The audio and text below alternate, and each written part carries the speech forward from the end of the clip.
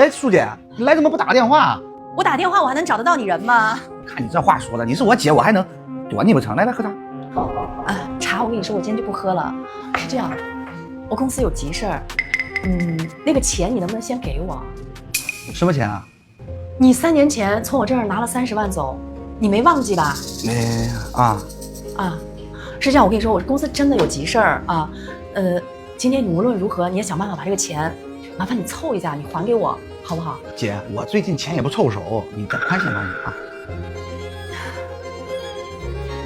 哎，你看看你这个啊，你这个每天啊，朋友圈里不是晒你这个换车呢，然后就是晒你去旅游，你这钱都3年了，你也不提，我也没说什么嘛。